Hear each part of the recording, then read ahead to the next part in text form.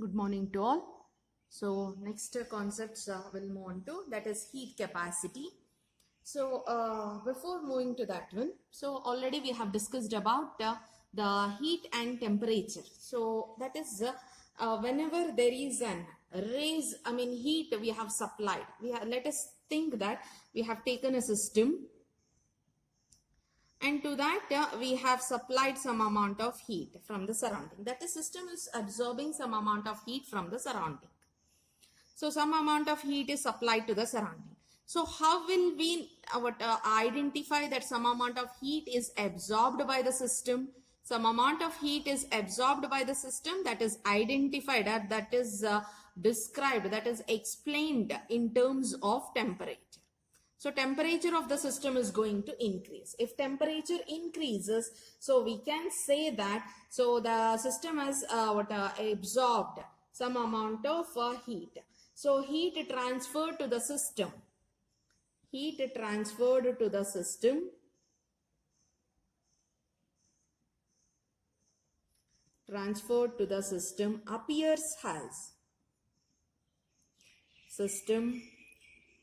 appears as raise in temperature or raise of temperature. When you are supplying some amount of heat to the system, it appears as a raise in the temperature. Temperature is going to raise. So the increase in temperature,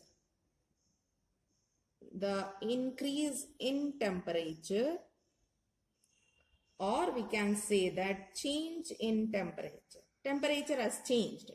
Change in temperature, delta T, is directly proportional to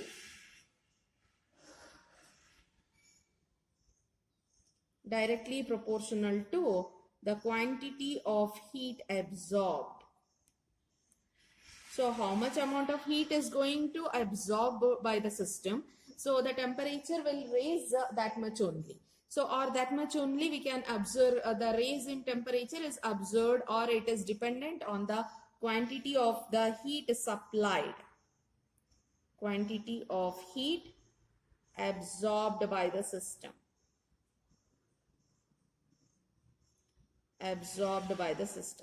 So we can say that, or we can write that one as Q is directly proportional to delta T.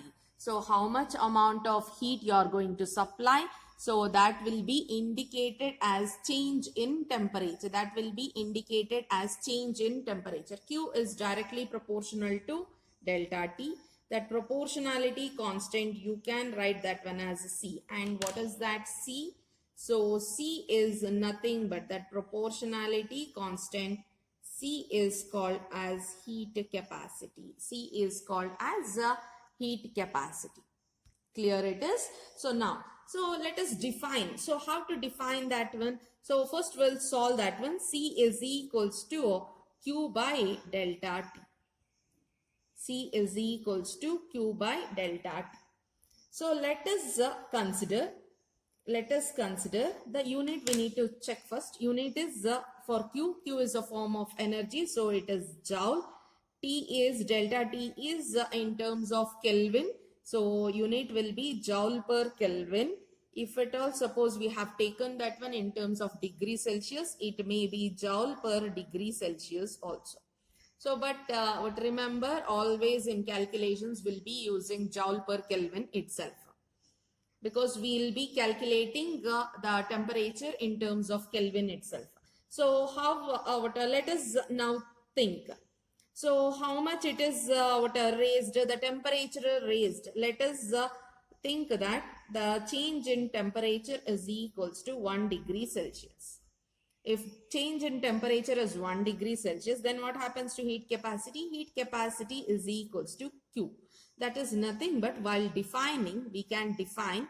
So if at all, if the raise in temperature is 1 degree Celsius, then heat capacity is equals to Q. Q is positive. So we can say that, so the raise in temperature.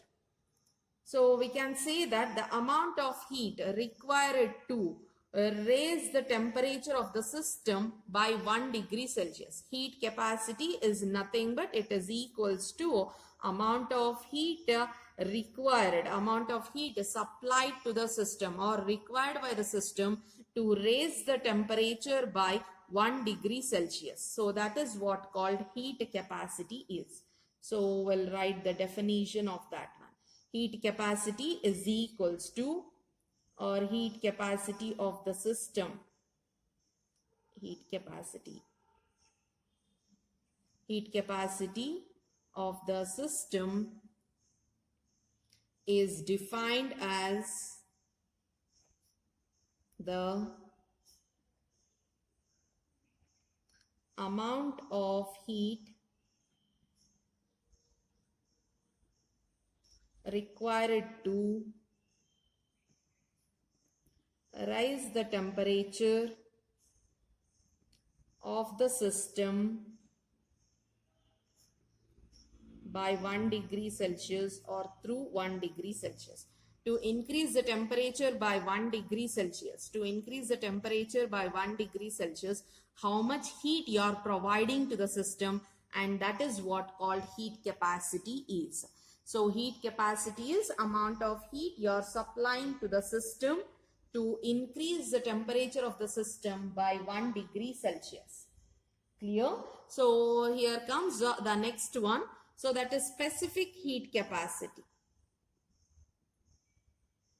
Specific heat capacity. So what is the specific heat capacity? Specific, when we say that specific heat capacity, it is the specific amount of substance we have taken. It is the particular amount of substance we have taken. Remaining everything remains same. Only the changes, the specific, that word stands for specific amount, and that specific amount is 1 gram. The specific amount of the substance is 1 gram. So that what it indicates. The remaining everything remains the same. Heat capacity is nothing but, so it is defined. So let me write that definition. It is defined as the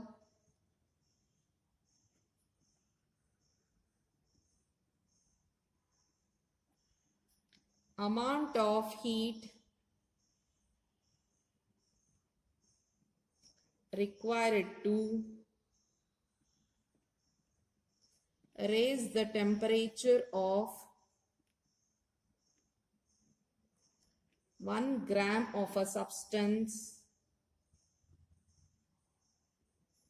by 1 degree Celsius. To increase the temperature of 1 gram of a substance, if 1 gram of a substance is taken and its temperature is increased by 1 degree Celsius by supplying some amount of heat, and that amount of heat is called as specific heat capacity. So specific, remember specifically we are mentioning some amount, so that indicates the specific heat capacity. So we can write the mathematical equation for that. So specific heat capacity is being indicated by small c. Specific heat capacity is being indicated by small c, and heat capacity is being indicated by capital C. Heat capacity is nothing but it is the amount of heat required. So we have already discussed amount of heat required to raise the temperature by 1 degree. So it is Q by delta T. So specific heat capacity is equals to heat capacity by the mass of the substance. What is M? M is the mass of substance. We can write specific heat capacity C is equals to, capital C can be written as Q divided by delta T into M. So this can be equation we have written, and unit you can check. So Q is a form of energy, so joule. Temperature, it is delta T is temperature, so it is per Kelvin. Mass per gram. So because we have taken 1 gram of the substance, so mass of the substance is taken in terms of grams, so that's why it is joule per Kelvin per gram it is. Clear it is? So this is specific heat capacity. Specific heat capacity is equals to Q by delta T into M. Next one. So next one will take up that is molar heat capacity. So here molar, when we are telling, it is 1 mole of the substance.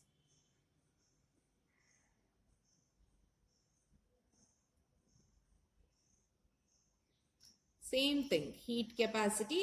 So to raise the temperature by 1 degree Celsius, some amount of heat is supplied, and that amount of heat supplied to 1 mole of a substance. So if 1 mole of, when you are telling mole, it is a gaseous system. So 1 mole of the gaseous system, it is to increase the temperature by 1 degree Celsius. How much amount of heat is required? That is what called molar heat capacity. So molar heat capacity is being it is being represented by C of suffix, C with the subscript M. C with the subscript M. So let us write the definition.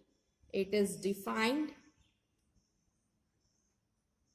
as the heat required to raise the temperature of 1 mole of the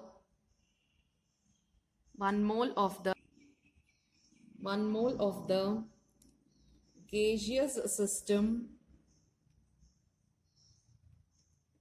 through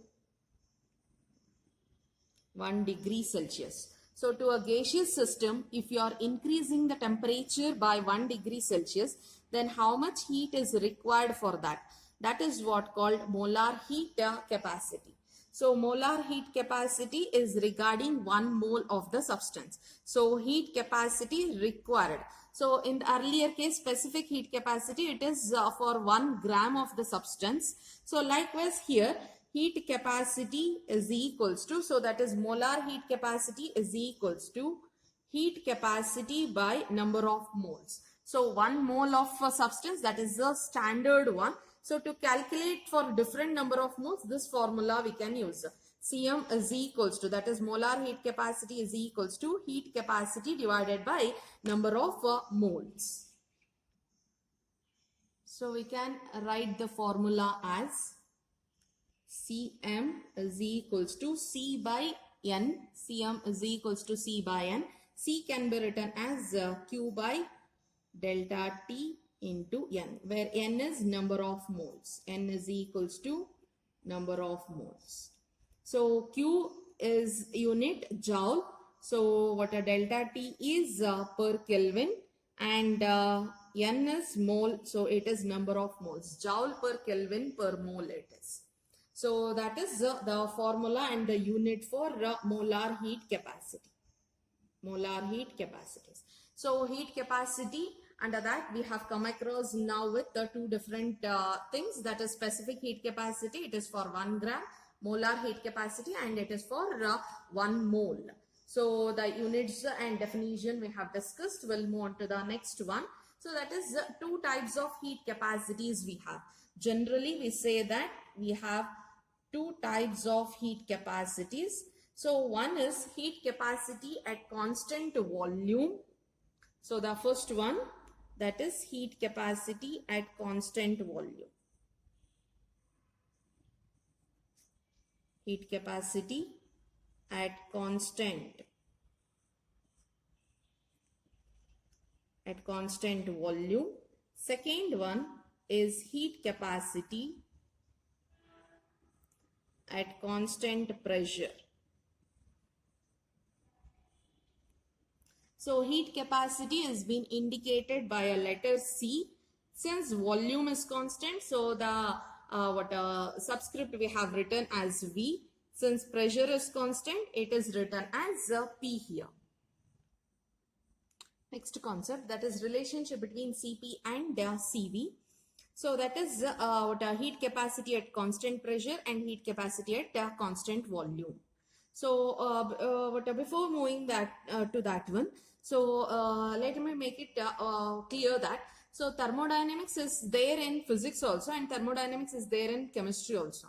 But the thermodynamics, the weave of studying the reaction and the weave of studying the working of engine is different. In physics, you'll be studying regarding engines and all. So, but here we'll be studying about the reactions. So entirely it is different. Sign conventions are different. Here work done is negative.